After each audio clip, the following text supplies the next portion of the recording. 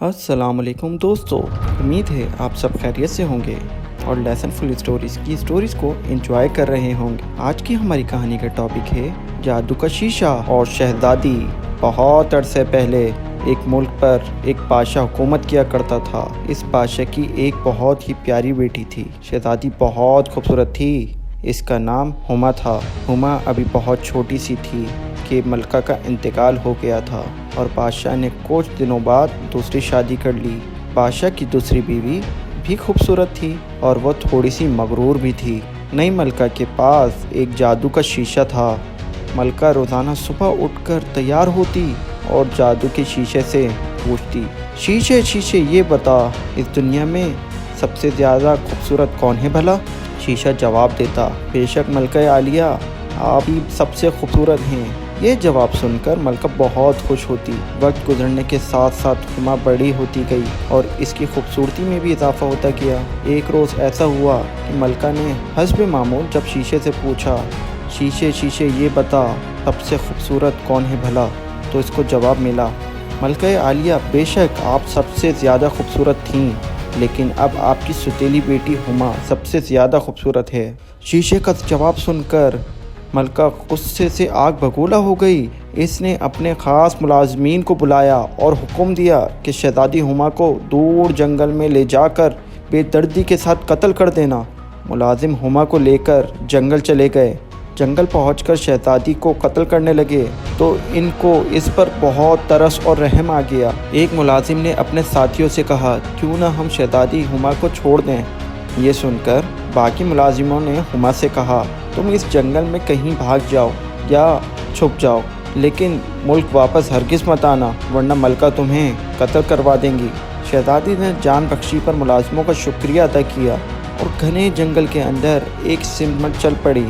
کچھ دور جا کر ہما کو ایک چھوٹی سی جھونپڑی نظر آئی۔ ہما اس جھونپڑی میں داخل ہو گئی۔ اس نے اندر جا کر دیکھا کہ گھر میں کوئی بھی موجود نہ تھا۔ گھر کے اندر ایک چھوٹی سی میز رکھی تھی اور اس میز کے ارد گرد 7 چھوٹی چھوٹی کرسیاں رکھی تھیں، جبکہ اس گھر کے ایک بیڈ روم میں چھوٹے چھوٹے 7 بیڈ لگے ہوئے تھے۔ شہزادی وہاں جا کر لیٹ گئی اور کچھ ہی دیر میں سو گئی۔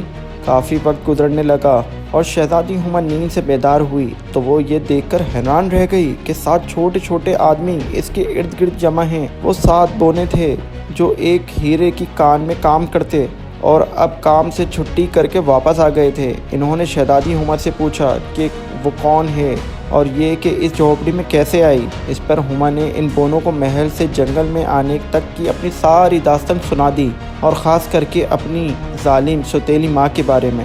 شہزادی ہما کی داستان سن کر بونوں نے اسے کہا، ٹھیک ہے، اب تم اس گھر میں ہمارے ساتھ رہو گی اور گھر کے کاموں میں ہمارا ہاتھ بھی بٹاؤ گی، لیکن ایک بات یاد رکھنا، جب ہم لوگ گھر پر موجود نہ ہوں تو کسی بھی اجنبی کو گھر میں ہرگز داخل ہونے نہ دینا، کیونکہ بونے سمجھ چکے تھے کہ اس کی ستیلی ماں اسے ڈھونڈنے واپس ضرور آئے گی۔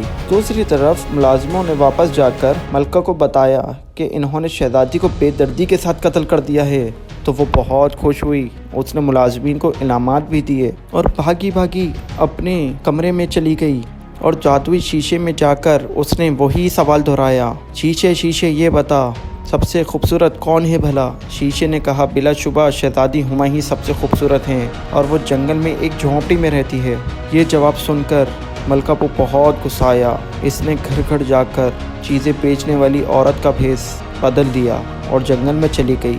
تھوڑی سی تلاش کے بعد ملکہ کو وہ جھونپڑی مل گئی جس میں شہزادی ہما ٹھہری ہوئی تھی اور جس کا ذکر اس جادوئی شیشے نے کیا تھا۔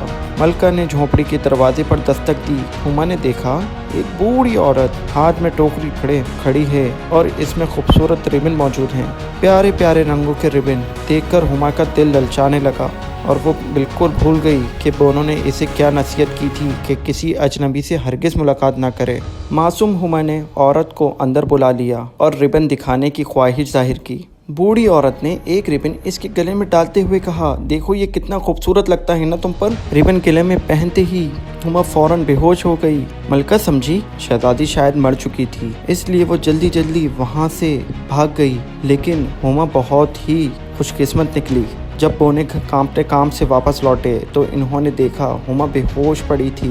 सातों बोनों ने मिलकर शहजादी के गले से रिबन खोला।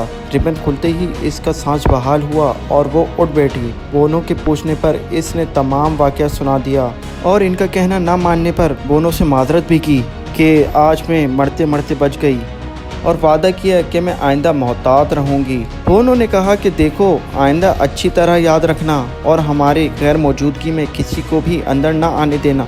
शहजादी हुमा ने एक मरतबा फिर बोनों से वादा कर लिया और कहा आइंदा वो मोहतात रहेगी। मलका खुशी खुशी अपने महल में वापस पहुंच गई। दूसरे रोज़ मलका ने शीशे से वही सवाल किया।